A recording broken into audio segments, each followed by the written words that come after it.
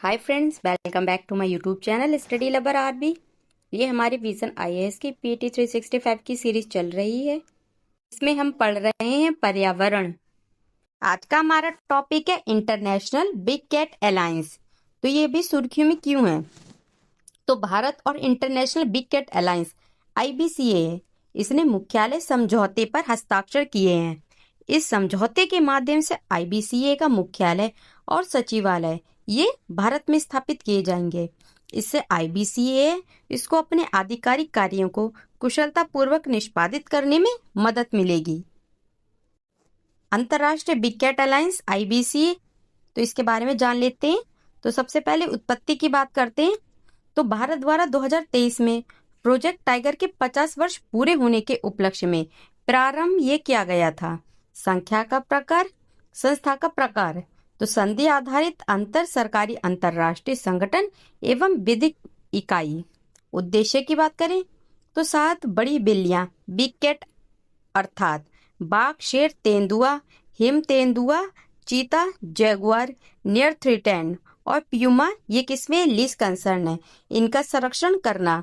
इनमें जो प्यूमा और जैगुआर है इसको छोड़कर सभी कहाँ पे पाए जाते हैं? हमारे भारत में पाए जाते हैं। और वन्यजीव संरक्षण अधिनियम 1972 की अनुसूची फर्स्ट है, मतलब वन है, इसके अंतर्गत ये संरक्षित हैं।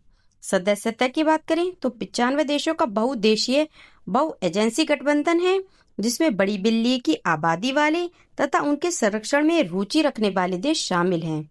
संस्थापक सदस्य 16, तो आर्मेनिया, बांग्लादेश, भूटान, कंबोडिया, मिस्र, Ethiopia, Ecuador, Bharat, Kenya, Malaysia, Mongolia, Nepal, Nigeria, Peru, Suriname और युगांडा है।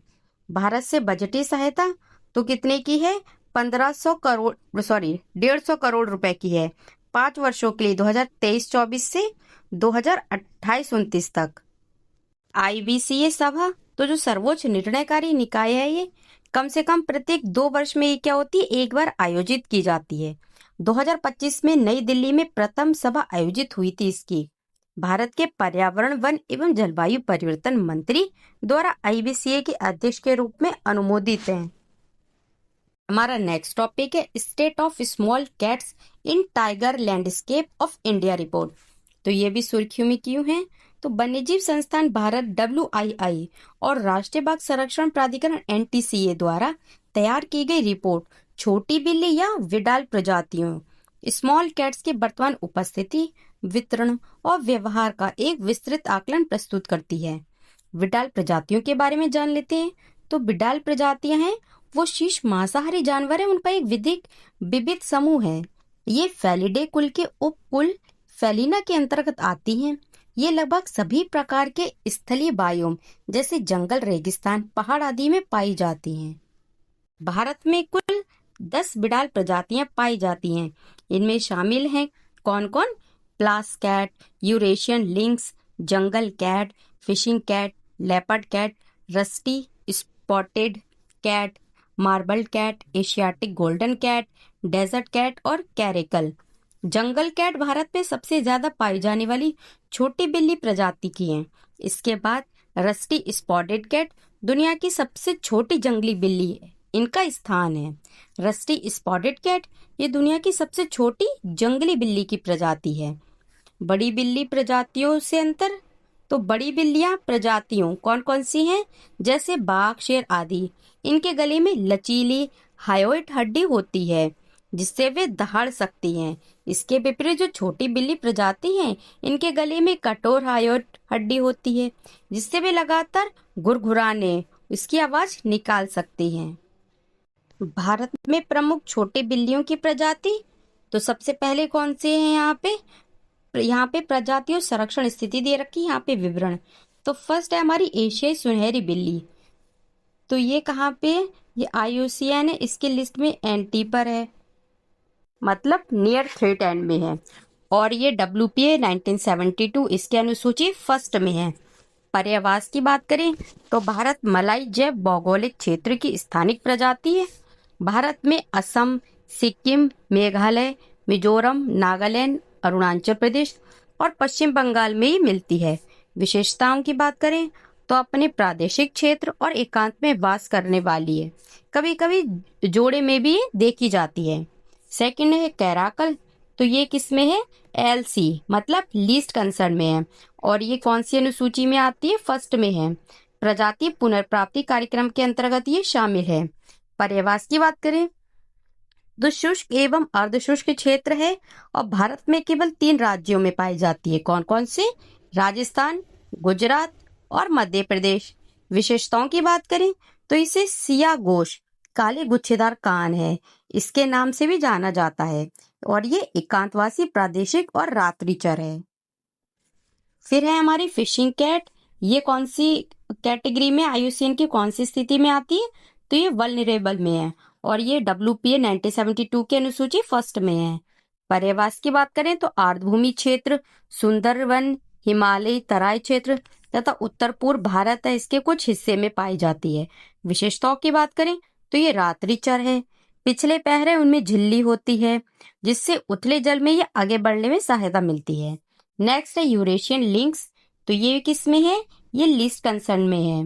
IUCN की स्थिति इसकी कौन सी है? लीस्ट कंसर्न में, और WPA 1972 की अनुसूची फर्स्ट में है।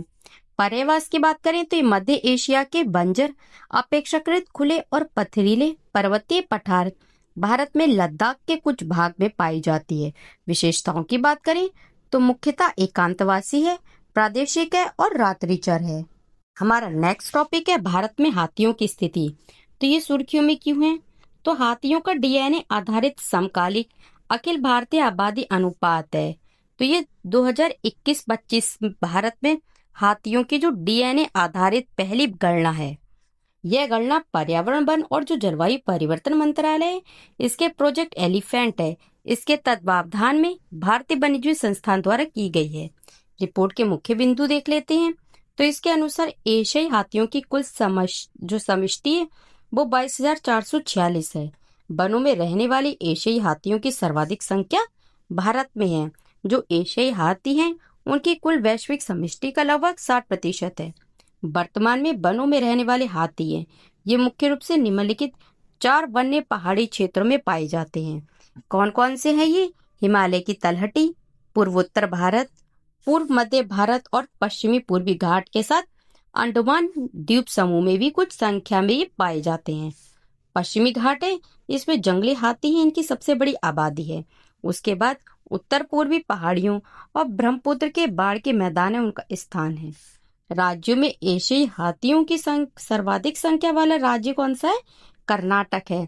इसके बाद किसका स्थान आता है? असम, तमिलनाडु और केरल का। खतरे की बात करें तो एशियाई हाथी हैं, इनके समक्ष खतरे कौन कौन से हैं? घटता पर्यावरण क्षेत्र और विखंडन, मानव हाथी संघर्ष, रेखीय अवसंरचना और बिजली के झटके और टक्करों के कारण होने वाली मौतें। एशियाई हाथी एलिफस मैक्सिमस, तो इसकी विशेषताएं देख लेते हैं। तो एशियाई महाद्वीप का ये सबसे बड़ा स्थलीय स्तनपायी है। 3 उप प्रजातियां हैं इसकी, भारतीय, सुमात्राई और श्रीलंकाई। अत्यंत बुद्धिमान है ये, मजबूत पारिवारिक बंधन और उन्नत संचार क्षमता है इनमें। जटिल सामाजिक संरचना, मातृ प्रधान व्यवस्था, मतलब समूह का नेतृत्व कौन करता है? इसमें मादा करती है, ना कि नर। जीवन काल की बात करें तो वो 60 से 70 वर्ष है इसका। स्तनधारी है, इनमें सबसे लंबी गर्भावधि होती है, कितनी? 22 माह की। ये WP है उसके 1972 की अनुसूची फर्स्ट में है। सिटीज के परिशिष्ट वन में है और IUCN में इसकी स्थिति एंडेंजर्ड है। पर्यावास की बात करें तो 13 वितरण देशों में शुष्क से आर्द्र वन तथा झाड़ी भूमि, घास भूमि, ये इसका पर्यावास है।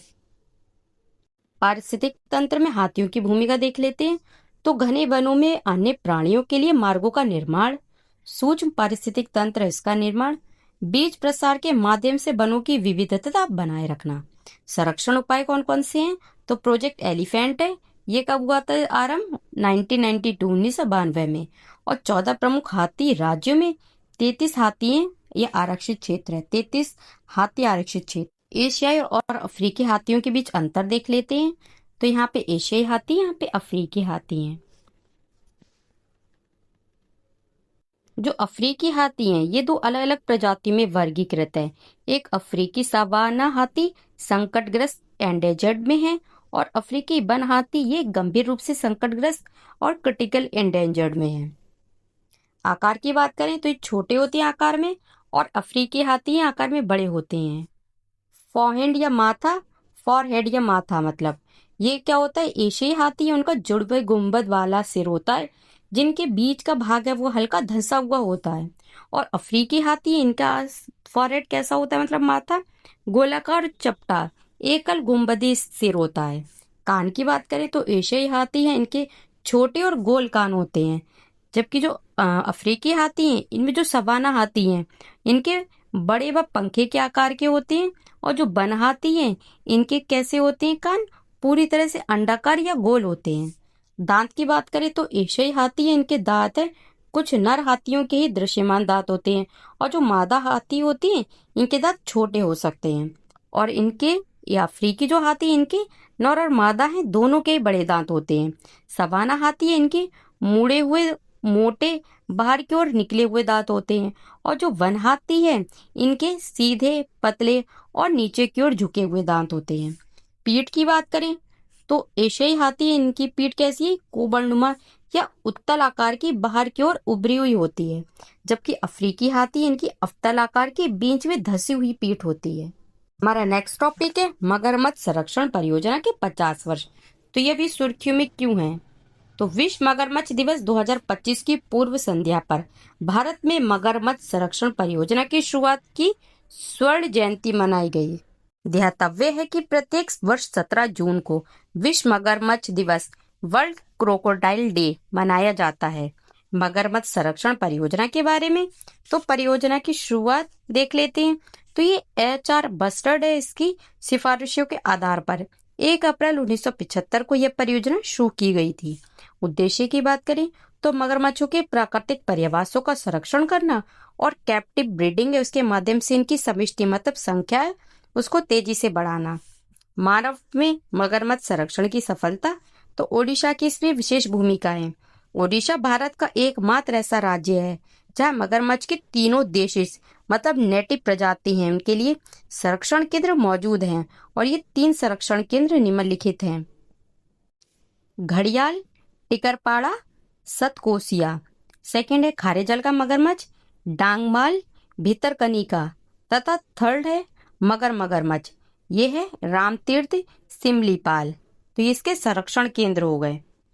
खारे जल के मगरमच्छ और मगर की समष्टि में वृद्धि, तो खारे जल है इसके मगरमच्छ की समष्टि अब इनकी संख्या कितनी हो गई है, लगभग 2500 हो चुकी है।